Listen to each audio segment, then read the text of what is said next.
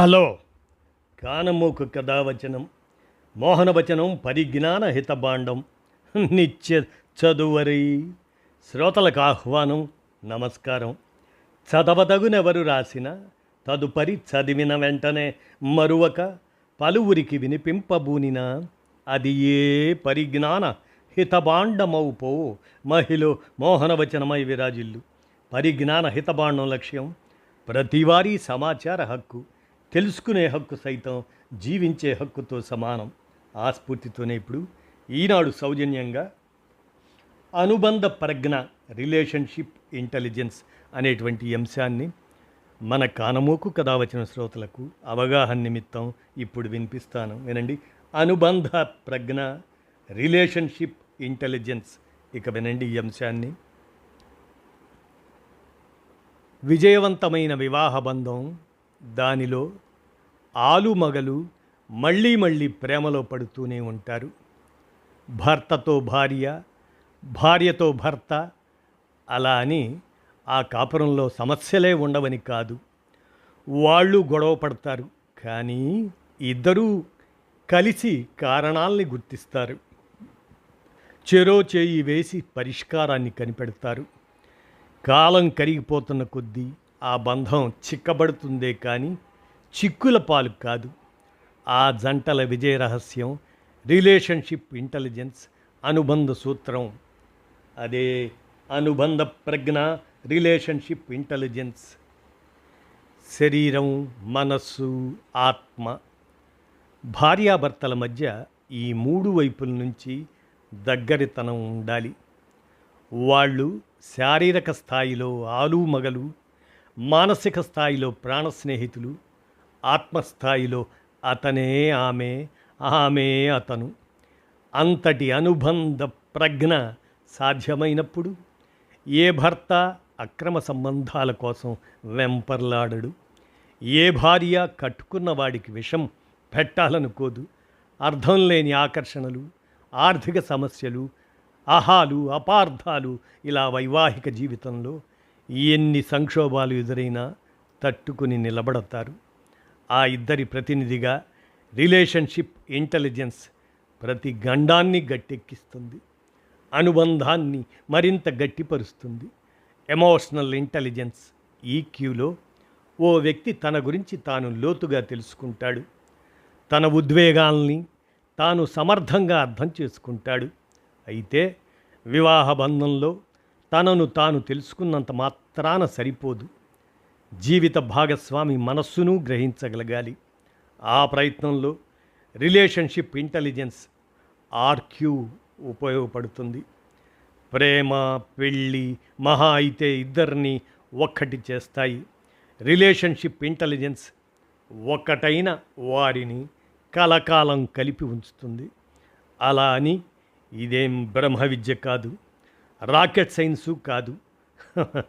ఒక్క మాటలో చెప్పాలంటే ఏ విషయాన్ని అయినా భాగస్వామి కోణంలోంచి అలా కూడా చూసే ఓ ఆలోచన విధానం. మీకు చికెన్ బిర్యానీ అంటే ప్రాణం, పొద్దున్నే నిద్ర లేవాలంటే బద్ధకం. ట్రాఫిక్లో ఉన్న మరి ఏమైనా అవగాహన, లోతైన అవగాహన. ట్రాఫిక్లో ప్రయాణం అంటే అలర్జీ, బొద్దింకలంటే భయం, డబ్బంటే చాలా గౌరవం. మరి మీ జీవిత భాగస్వామి సంగతి? మన గురించి మనకు తెలిసినంత లోతుగానే తన గురించి తెలుసుకోవాలి. ఆ కుతూహలం పెళ్ళైన ఏడాదికో రెండేళ్లకో ఆగిపోకూడదు. జీవితకాలం కొనసాగాలి. అవసరమైతే ఆ ప్రయత్నంలో భర్త కోసం భార్య, భార్య కోసం భర్త ఓ లవ్ మ్యాప్ తయారు చేసుకోవాలని సూచిస్తారు జాన్ గోట్మన్ అనే అనుబంధాల నిపుణుడు. ఆ మ్యాప్లో ఎదుటి వ్యక్తి ఆశలు, ఆశయాలు, బలాలు, బలహీనతలు, అభిరుచులు, ఆసక్తులు ఒకటేమిటి సమస్తం ఉండాలంటారు ఆయన. కాలక్రమంలో పాత జాబితాల్లోంచి కొన్ని మాయమైపోవచ్చు, ఇంకొన్ని కొత్తగా వచ్చి చేరొచ్చు. ఆ మార్పు చేర్పులు కూడా మ్యాప్లో ప్రతిబింబించాలి. భాగస్వామి విషయంలో మన స్పందనలన్నీ ఆ చిట్టా ప్రకారమే జరగాలి. దీనివల్ల అపార్థాలకు ఆస్కారమే ఉండదు. అలా అని ఇద్దరి జాబితాలు కట్ అండ్ పేస్ట్ చేసినంత దగ్గరగా ఉండాల్సిన పనే లేదు. ఆమె అభిరుచి పుస్తక పఠనం కావచ్చు, అతనేమో సంగీతం అంటే చెవి కోసుకోవచ్చు. ఆమె పుస్తకం చదువుతున్నంతసేపు అతను సంగీతాన్ని ఆస్వాదించవచ్చు. ఎవరొద్దన్నారు? ఒకరు శాకాహారి కావచ్చు, మరొకరు మాంసాహారి కావచ్చు.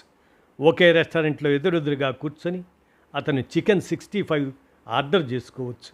ఆమె ముద్దపప్పు ఆవకాయ తెప్పించుకోవచ్చు. ఎవరు ఆక్షేపిస్తారు? రిలేషన్షిప్ ఇంటెలిజెన్స్ ఉన్న దంపతుల్లో ఏ ఒక్కరూ తమ అలవాట్లే గొప్పని అనుకోరు. తమ అభిరుచులే అత్యుత్తమం అని భ్రమపడరు. ఎదుటి వ్యక్తి ఇష్టాలను ఆమోదిస్తారు, గౌరవిస్తారు.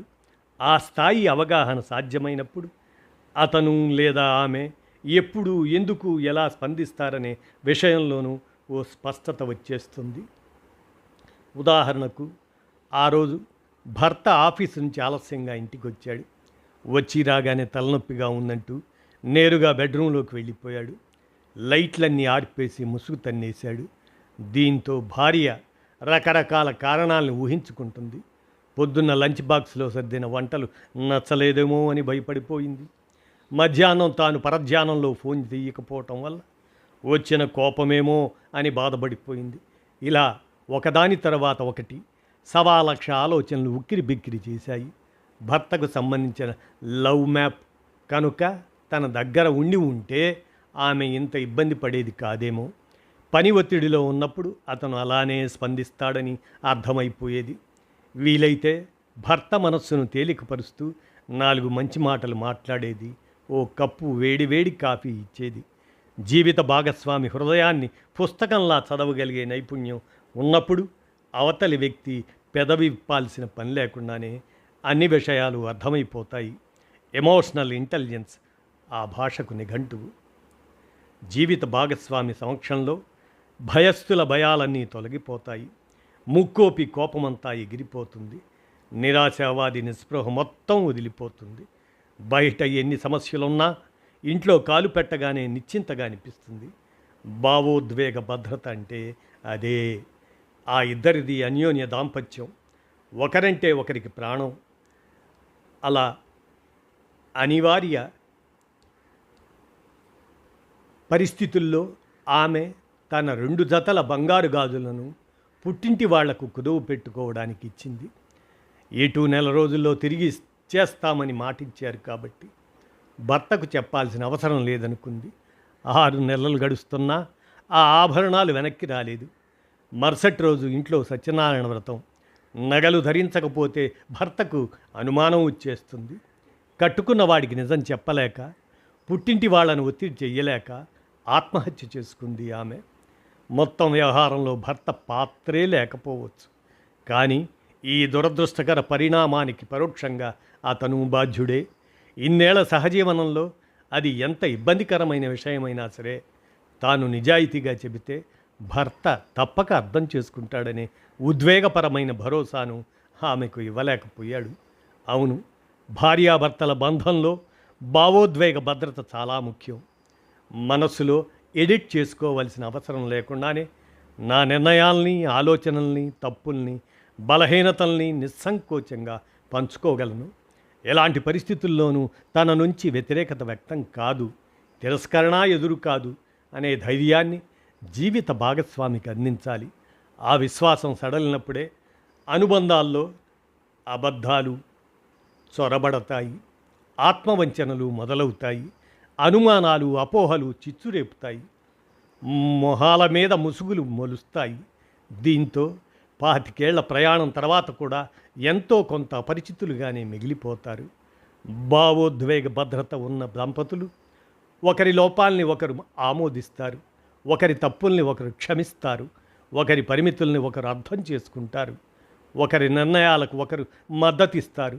సర్వకాల సర్వావస్థల్లోనూ తనను యథాతథంగా ఆమోదించే వ్యక్తి ఒకరు ఉన్నారనే బలమైన నమ్మకం భాగస్వామి పట్ల ప్రేమను రెట్టింపు చేస్తుంది. రిలేషన్షిప్ ఇంటెలిజెన్స్కు ఆ అయస్కాంతత్వం శక్తి ఉంటుంది. గోడలకు బీటలు పడితే రిపేర్ చేయిస్తాం, పాత బండి మొండికేస్తే గ్యారేజీకి తీసుకెళ్తాం, ఒంట్లో నలతగా అనిపిస్తే డాక్టర్ అపాయింట్మెంట్ తీసుకుంటాం. కానీ బంధాల సమస్యల్ని మాత్రం పూర్తిగా విస్మరిస్తాం. వాటికవే సర్దుకుంటాయని గాలికి వదిలేస్తాం.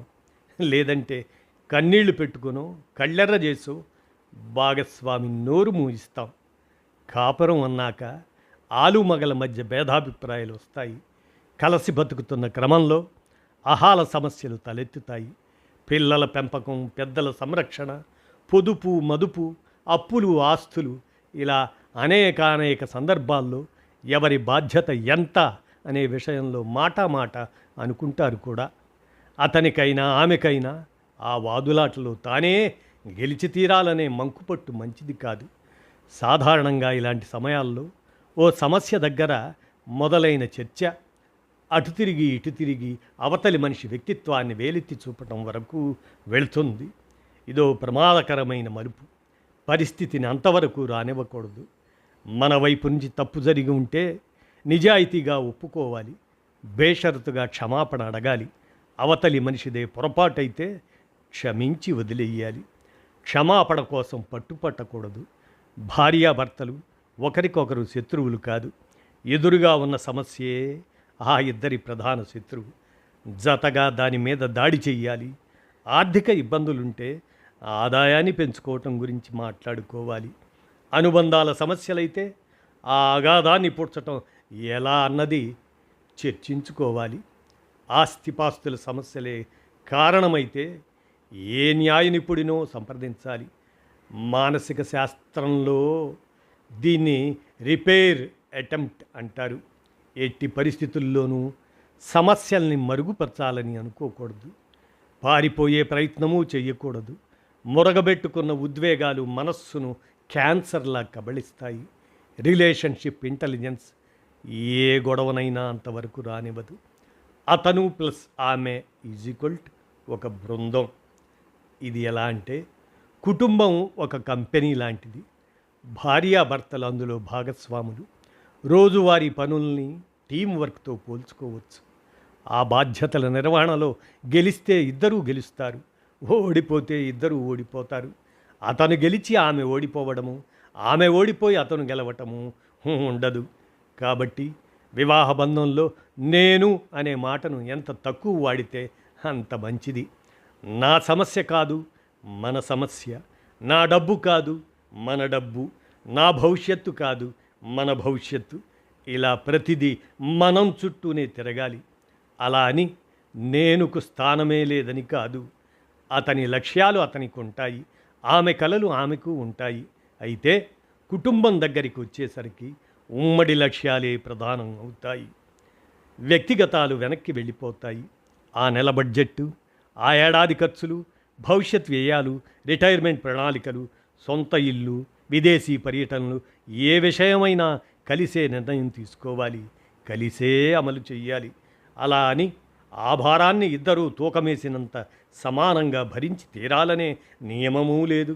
ఆర్థిక మానసిక శక్తిని బట్టి కొన్నిసార్లు అతను, మరికొన్నిసార్లు ఆమె కొంతమేర పంచుకునే విధంగా, ఆ విధంగా ఎక్కువ లగేజీని భుజాలకు ఎత్తుకోవాల్సి రావచ్చు.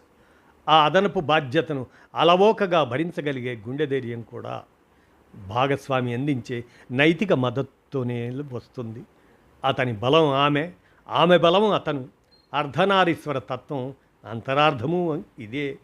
ఒకరు అక్షరమైతే ఒకరు అర్థం, ఒకరు వెలుతురైతే ఒకరు నీడ. వేరు చేసి చూడలేము, నిలువు కోత కొయ్యలేము. రిలేషన్షిప్ ఇంటెలిజెన్స్తోనే ఆ ఎరుక సాధ్యం. ఏదైనా మార్పును ఆమోదించాలి. పెళ్లినాటికి ఆమె మెరుపుతీగే, జానెడు నడుముతో బారెడు జడతో బాపు బొమ్మలా ఉండేది. కాబట్టే అతను వెంటనే ఒప్పేసుకున్నాడు. కానీ అత్తారింటికి వెళ్ళిన 2 నెలలకే ఆ యువతిని థైరాయిడ్ రుగ్మత చుట్టుముట్టింది. బాగా ఒళ్ళు చేసింది. ఎందుకో మరి జుట్టు కూడా రాలిపోయింది. ఆ వాస్తవాన్ని అతను బేషరతుగా ఆమోదించాల్సిందే. ఎంగేజ్మెంట్ సమయానికి అతను పెద్ద సాఫ్ట్వేర్ కంపెనీలో టీమ్ లీడర్. అమెరికాలో పనిచేసే అవకాశం వస్తుందనుకున్నారు. కానీ అంతర్జాతీయ పరిస్థితులు అనూహ్యంగా మారిపోయాయి. ఉన్న కొలువు ఊడకపోతే చాలనుకునే దుస్థితి దాపురించింది. ఆ పరిణామాన్ని ఆమె పెద్ద మనసుతో అర్థం చేసుకోవాల్సిందే. ఓ అమ్మాయి తన భర్త ఫలానా నగరంలోనే ఉద్యోగం చెయ్యాలని, తాను పుట్టింటికి కూతవేటు దూరంలోనే ఉండాలని ఆశపడింది. ఏరి కోరి అలాంటి వరుడినే ఎంచుకుంది. తీరా పెళ్ళయ్యాక 2 ప్రమోషన్లు ఇచ్చి మరీ అతన్ని దూర ప్రాంతానికి బదిలీ చేసింది యాజమాన్యం. కాదనడానికి కారణం కనిపించలేదు, తిరస్కరించడానికేమో ధీటైన ప్రత్యామ్నాయం దొరకలేదు. తప్పదు, ఆ యువతి పట్టు విడుపులు ప్రదర్శించాల్సిందే. వైవాహిక జీవితం పట్ల ఎవరి కలలు వారికి ఉంటాయి, ఎవరి లెక్కలు వారు వేసుకుంటారు. భవిష్యత్తును గొప్పగా ఊహించుకోవడం తప్పు కాదు. కాకపోతే అన్నిసార్లు అవి వాస్తవ రూపం ధరించలేకపోవచ్చు. అంత మాత్రాన కుంగిపోకూడదు. మార్పును ఆమోదించాలి, సర్దుబాటుకు సిద్ధపడాలి. ఆ ప్రయత్నంలో భార్యాభర్తలు ఒకరికొకరు అండగా నిలబడాలి. మారడం అంటే ఓడిపోవడమో, పరిస్థితులకు తలవంచడమో కానే కాదు. జీవితం ఇచ్చిన తీర్పును గౌరవించటం. రిలేషన్షిప్ ఇంటెలిజెన్స్ మూల సూత్రము ఇదే. నవ్వుతూ నవ్విస్తూ ఉండాలి. దేవుడు నీకెంత అందం ఇచ్చాడో అంత మందబుద్ధిని ఇచ్చాడోయ్.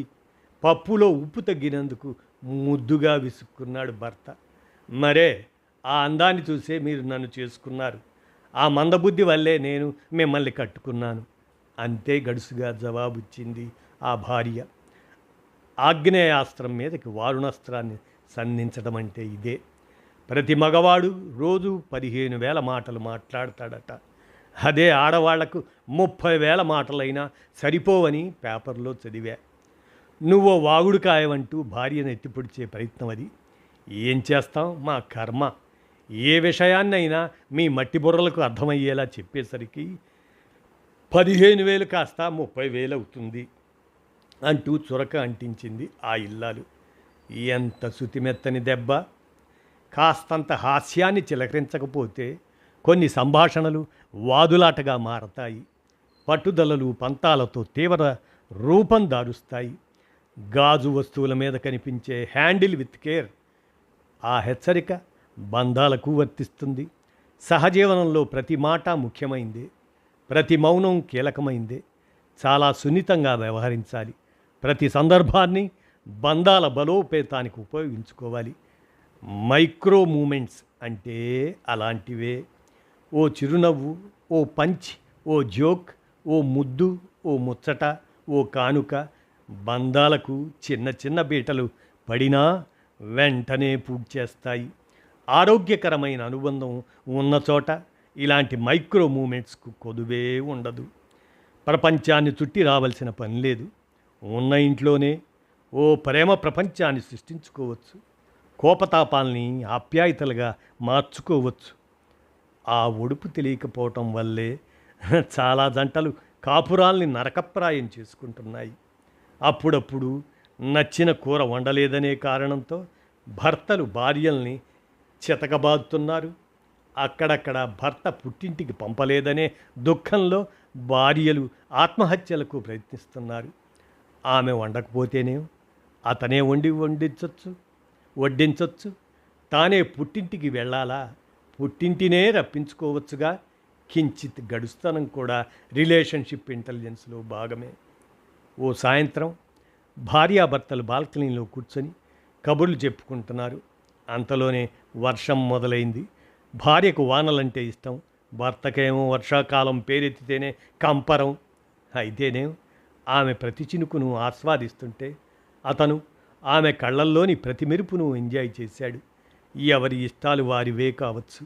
అదే సమయంలో భాగస్వామి ఇష్టాలు తనవే కావాలి. ఇది రాజీ పడటం కాదు, మరింత లోతుగా ప్రేమలో పడటం. రిలేషన్షిప్ ఇంటెలిజెన్స్లో చిట్ట చివరి మెట్టు ఇదే. అంతేకాదు, మనసున్న మనుషులుగా కొందరిలో ఎన్ని సవాళ్లు ఎదురైనా సరే వివాహ బంధాన్ని నిలుపుకోవాలనే ఆరాటం కనిపిస్తుంది. ఆ ప్రయత్నం కూడా చిత్తశుద్ధితోనే చేస్తారు. రిలేషన్షిప్ ఇంటెలిజెన్స్ పుష్కలంగా ఉన్న వ్యక్తులు జీవిత భాగస్వామితో వ్యవహరించే తీరు దాదాపుగా ఇలానే ఉంటుంది. ఏకపక్షంగా మాట్లాడాలని అనుకోరు. ఆ వైపు నుంచి కూడా వినడానికి ఇష్టపడతారు. తమ తప్పుల్ని ఒప్పుకుంటారు, అవసరమైతే క్షమాపణలు చెబుతారు. తమ అభిప్రాయాలు తమకు ఉన్నా భాగస్వామి ఆలోచనలను గౌరవిస్తారు, నిజాయితీగా మాట్లాడతారు, ఎదుటి మనిషిలోనూ నిజాయితీని ఇష్టపడతారు. అవతలి వ్యక్తి ప్రత్యేకతను గుర్తిస్తారు, ప్రోత్సహిస్తారు, అభినందిస్తారు. సమస్యల నుంచి తప్పించుకోరు, ఎలాగోలా సరిచేసే ప్రయత్నం చేస్తారు. ఏ చిన్న సాయానికైనా కృతజ్ఞతను వ్యక్తం చేస్తారు. ఉద్వేగాల మీద పట్టు ఉంటుంది, తమను తాము హద్దుల్లో ఉంచుకుంటారు. ఇలానే అనుబంధాల ఖాతా ఎలా అంటే నమ్మకం, గౌరవం, కృతజ్ఞత. అనుబంధాల బ్యాంకు ఖాతాలో ఈ మూడు కూడా విలువైన ఫిక్స్డ్ డిపాజిట్లు అవి. ఇవి ప్రేమ సంపదను క్రమంగా వృద్ధి చేస్తాయి. అబద్ధాలు, మోసాలు, అనుమానాలు ఈ మూడు నగదు ఉపసంహరణతో సమానం. అనురాగం విలువను మెల్లమెల్లగా తగ్గించేస్తాయి. ఇద్దరి మధ్య దూరం పెరిగే కొద్దీ దాంపత్య నిధులు మినిమం బ్యాలెన్స్కు పడిపోతాయి. రిలేషన్షిప్ ఇంటెలిజెన్స్తో నిధుల ప్రవాహాన్ని పెంచుకోవాలి. జాయింట్ అకౌంట్ హోల్డర్స్గా ఆ బాధ్యత ఇద్దరి మీద ఉంటుంది. ఇదండి అనుబంధ ప్రజ్ఞ, రిలేషన్షిప్ ఇంటెలిజెన్స్ అనేటువంటి ఈ సామాజిక అంశాన్ని ఈనాడు సౌజన్యంతో మన కానమోకు కథావచన శ్రోతలకు అవగాహన నిమిత్తం వినిపించాను. విన్నారుగా, ధన్యవాదాలు.